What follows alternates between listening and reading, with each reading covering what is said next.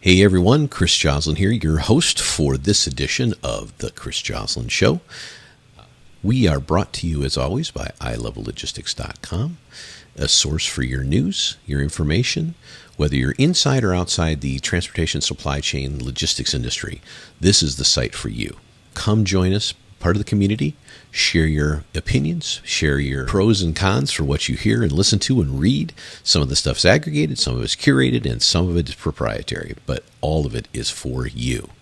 Today, we are also sponsored by Orion Solutions Group. One of the co-owners and founders of that group is joining us today to have a little bit of a chat about some of the interesting observations that he is seeing in the transportation world. Without any further ado, Mr. Dave Porter.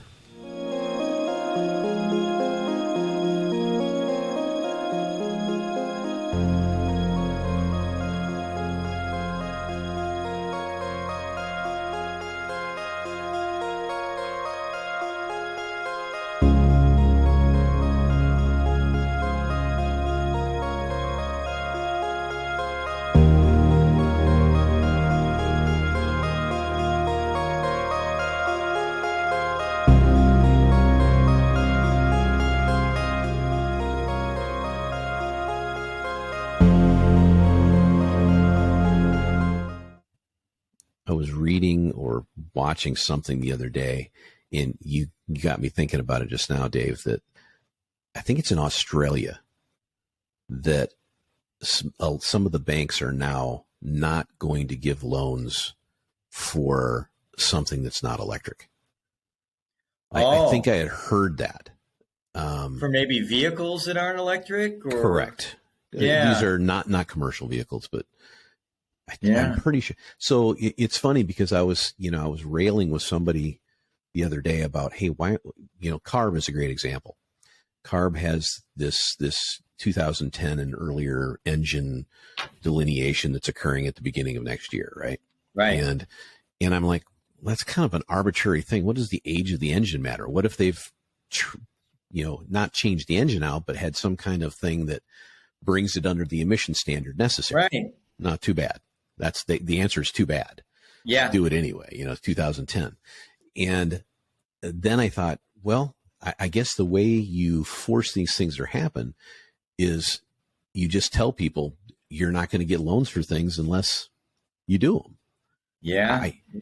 Yeah. And if I have any argument with a lot of this stuff that's going on, it's the forced nature of it instead of the ability to allow things to happen in a kind of I think that's manner. The beautiful thing with what we're seeing with electric passenger vehicles, right? Is sure, there's some government incentives to buy one. I mean, if you're thinking about buying a $70,000 car, $7,000 isn't going to make a big difference to you. It's better to have it than not have it, but that's not your primary decision criteria. But why are people buying them? The price of gas, lower maintenance, they're mechanically better, fewer parts, faster. And so it's a consumer choice. The reason it's being chosen is that it's just obviously beneficial and better to have, right? Nobody's making anybody have a Tesla, right? But if you live in California, I've literally been at four-way stops where every car at the stop was a Tesla. Mm-hmm. And in my neighborhood, my next door neighbor, us, and the other one on the other side of me, we all have Teslas. And it's just because we love them. It's the superiority of the product that's driving the change. It's not the government. Well, but see, they've gotten to a point where a person like you and other people at that four-way stop or in your neighborhood are all the adopters of that technology. Probably because you don't care about that difference. You care about the things you mentioned and not that difference of the $7,000 because you're going to buy that car anyway. And, but the challenge now is when they implement something that says, okay, no more in the next 10 years, every single car sold in this state's going to have to be that way. That's the challenge I've always had with a lot of these things. It's mandate and edict versus, okay, convince. If you're going to sell me something, Dave, sell it to me.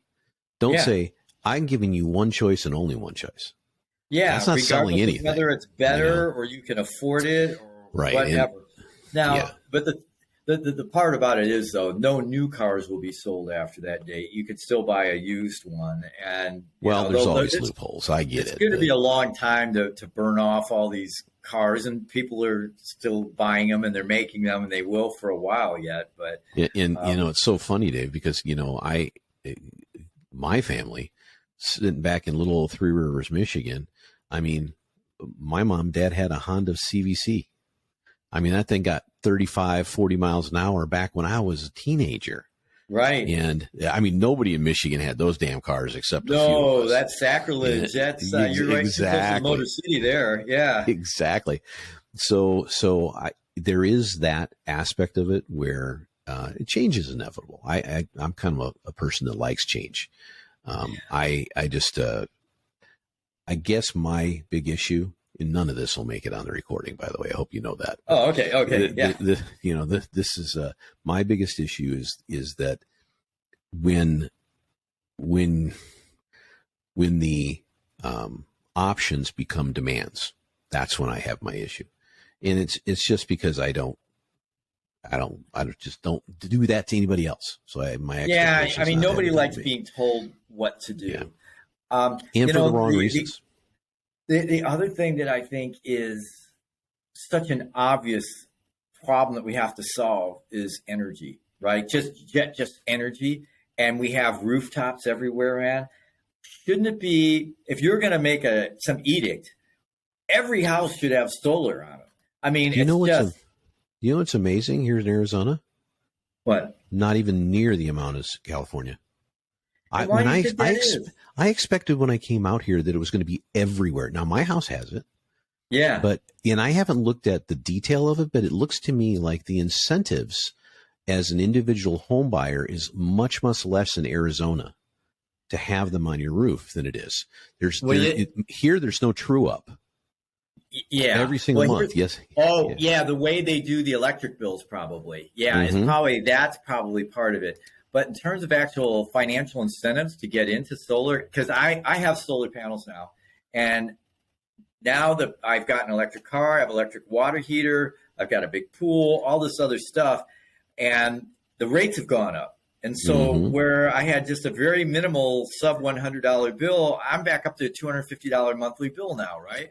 I'm like, wow, I need to add some solar panels. Well, in the last 11 years, the technology has gotten so much better. It's twice as good now. Literally, that's like the number. It's twice as good now. You can see what the output is now. I'm like, all right. And so the other thing I like are these solar batteries, right? I like the idea because if the grid goes down, they do a brownout out here or whatever, I can't even use my own solar power. They shut it down because they're afraid of you feeding it back into the power lines if they're out there working on the lines and zapping somebody. So if I had a battery, they'll allow you to have a self-contained system. And so if the sun's shining, I've got power, then I've got my battery and I'm good at night, And usually these brownouts only go for a couple hours or something like that. It's not like you're out for days. So yeah, we had that one 3 years or like that was 3 days. That was the biggest one I highly remember. Unusual. Yeah. Once in my whole life, right? Right. That would happen, So I had my meeting this morning with some guy, and he's supposed to come back to me today with a bunch of options. But yeah, I'm thinking about getting, whether it's a Tesla battery or one of those types of batteries, and some more solar panels, and I think that would be very, very well worth it. Now, I know when I looked into that, because I've had solar panels for, I don't know, since 2010, I guess. Something like that on my house. So I got mine 11. Yeah. Yeah. So and I did the ROI before I did it. I was like, my bill is X. This is what, and of course it took about 3 years, I think, before the price of the energy went up high enough to kind of overcome what my, of course we have too many refrigerators, so that's beside the point. but the other part is when if you're not, you already have a Tesla, but if you don't have all that, and then you go to start plugging your new Tesla into your home battery, you're going to end up in a higher tier, which is a more expensive per kilowatt hour tier as well, on top of everything else. So it's unlike going to the gas station where you're paying exactly the same no matter who you are to get your gallon of gas. Well, you remember, I expect, because you were on the San Diego one, I SDG&E, presume. yeah. So I'm SCE, and they have the time of use one Yep. rating system. And so Same. after 9 or 10 p.m., I pay much, much less. And so the Tesla's programmed to only charge at that time. And that's good for the grid, too, because power use is down in the middle of the night. That's when they want you to charge your cars. But if you know the way money is thrown around by the government and all these different, I mean, why can't they make solar just so compelling that everybody wants it on their roof and we could generate all this power? I mean, it's just, Yeah. and it wouldn't be in anybody's way. It's no carbon footprint. I mean, it's Well, excellent. I think the solar. I am not a fan of these giant windmills. I just am not. Me either. And and it's an aesthetic thing for me primarily. I Yep. don't really know the ratios of energy produced or any of that, but offshore wind is interesting to me in certain areas. Yeah. But the fact that we entirely ignore nuclear is unconscionable. That's the big win right there. And Yeah. I know there's some technological advances that are happening with micronuclear and other things that they're doing. But yeah, and every once in a while you'll have a Chernobyl, 3 Mile Island, or the issue we had in Japan. And God knows what might happen in the Ukraine now with what's going on over there. Right. And then it scares everybody away from, most of this nuclear that's out there is based on design and engineering created in the 50s. And here we are 70 years later with much better technology, much safer. And that should be, that's the answer. It really should. But again, those are political policy issues. Yep. A lot of them. They just are. They get bogged down and for years and years and expenses and this and that. And it's challenging to me. And then there is no rhyme or reason for a lot of that stuff, and things get polarized, and the political, I don't know, there's just always a filter that has politics over the top of it that just drives me absolutely insane, because I get angry and I get happy about different things on all sides of the fence. And I'm happy enough to talk to anybody about any of those things because I don't hate or love anybody because of one thing or another. Right. But it's just gotten so bad. Yeah. Every single thing has it.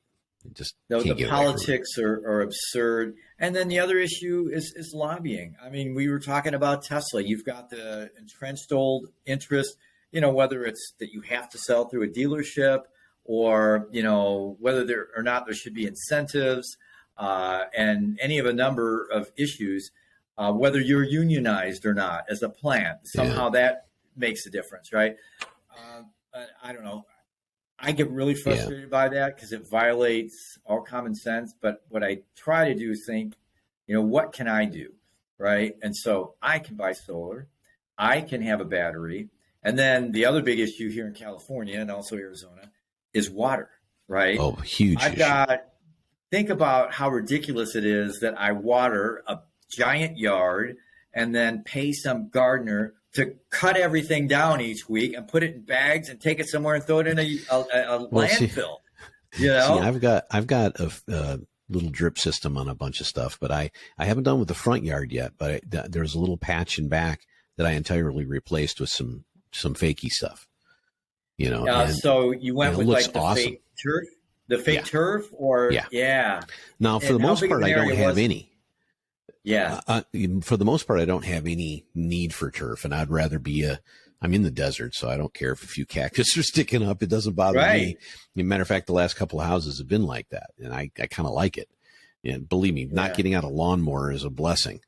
But I think you're right. I think in that, that's got to be, in my opinion, the water issue should be in bigger focus than almost anything else we've talked about. Take a look at Lake Mead sometime. It's used to water grass. It's used to water grass. And it's like, we got to come up with some other concept of covering your yard with green stuff, right? I mean, there's like succulent type things that you could probably just squirt with a hose once a week for 10 minutes and be done with it. So that's what I'm going through right now in my mind. Like I've got like 2 goals. Today's my birthday. Oh shit! No, it's not the 7th. The It 7th is. isn't. I thought your birthday was at the end of the month. Why do I think Yeah. that? Well, happy I birthday, don't know. man. What are you, 58 now, right? 59. I Yeah. thought I'd And give you'll you a be year 59 grace. coming up here Yes, I soon will. too. Yeah. Yes, I will. But I was thinking, it's a time to reflect. Okay, what do I want to do over the next year? That's what I do. And then I was thinking, you know what? I want to get this energy thing handled, and I want to get the water thing handled in my own little realm, And so that's kind of my goal over the next year, to get that taken care of. Yeah. I think the biggest challenge with what you're talking about, though, is that you're just not the norm, Dave. I know. And what I mean by that is not the desire to go electric or to save on water or electric. That's not what I'm talking about. What I'm talking, yeah. Well, I'm not even talking about that. I'm talking. I know plenty of people with plenty of money that are just adamant that they just don't want to spend all their money, be forced to spend a certain portion of their money on somebody else that isn't willing to do the work. Because ultimately, right. I mean, hey, we all are living together in a society. There has got to be some give and take. Everybody should know that if they don't. Yeah. But it feels like if for the general person, they are being told not only what they must do, but they must do it for themselves, and they must contribute to making sure their neighbor does it too. Yeah. And I don't mean their neighborhood. I mean their neighbor in the state or the country or whatever. So I think I've got this. I think it's just going to continue to be polarized for the next half dozen years or more. Worse than it's ever been. I hate to say that, but I feel like it's there. It is. And they've, the media, politicians, corporate interests, have really tapped into the number one motivator of humankind, and that is fear. And they are feeding on people's fears to drive them in the direction or to keep them in power or whatever it is. But, in terms of our own little world, I get a lot of satisfaction from the idea that I've got solar and I'm putting it in my car. I don't create any carbon footprint. I don't pay for gasoline. It's not hurting anybody. And I also have the best freaking car. I mean, it's a wonderful solution. And I feel like, hey, and I think that's the ticket. And so I'm thinking about that with my yard now. And I'm like, how can I come up with something that, I'll tell you what you should look into is, and they out here, they sell them all over the place, but you can buy these big, I don't know what the type of plastic it is they use, but there's various sizes of these, bins, these water bins. And, you get several people will hook several of them to downspouts. They will get them in some area where there's a condensation that occurs. They'll make sure that the bottom of the hills to catch runoff. And then there's some kind of filtration system, usually gravel or something. And they'll use that water from a gravity fed system for a drip system for their, not for their lawn, for their desert landscape. Yeah. That's the ultimate there. Yeah.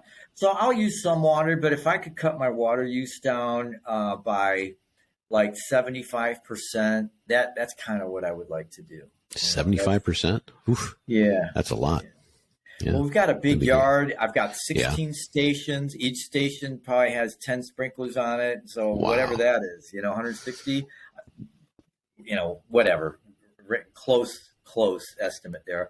But there's a lot of opportunity there. And, my bill, in the summer, over $500, Wow. So, oh, yeah. Man, you might have a leak. All the time.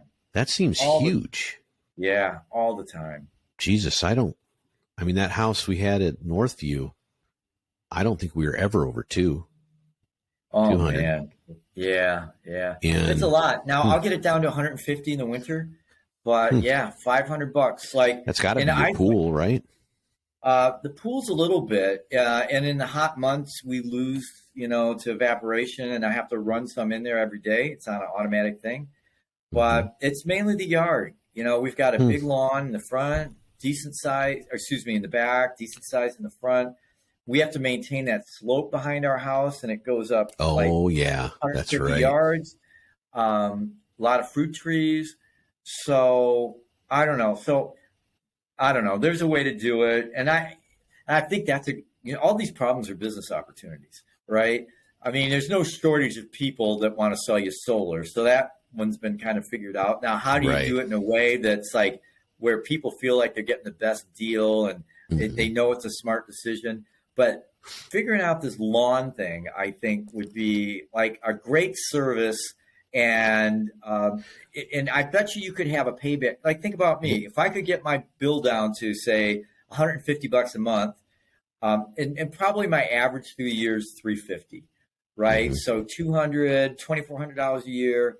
I could probably do a lot of stuff and have like a 5-6 year payback and make it look beautiful. I bet you I could. Well, but it's a worthy project.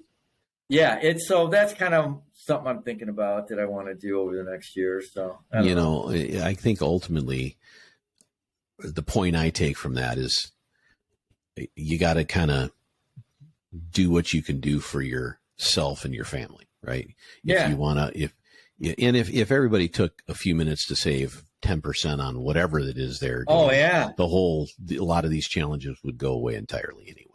And that is the truth. Well, thanks again, everybody, for tuning in for this edition of the Chris Joslyn Show. I am your host once again, welcoming you to our platform, iLevelLogistics.com. Be a part of the community. Share your feedback. Get yourself an email that comes to you right in your inbox daily to give you the highlights of all the important elements in the supply chain, transportation, logistics industry today. And we look forward to having you push the button of, I'm not sure which direction it is, but there's a picture of my mug right there, and you can click on that and be a subscriber. Go to Apple Podcasts, go to any one of the platforms that you're interested in. See us on TikTok and Instagram, etc. Come follow us. Come be part of the community. And we'll see you next time on another edition of The Chris Joslyn Show.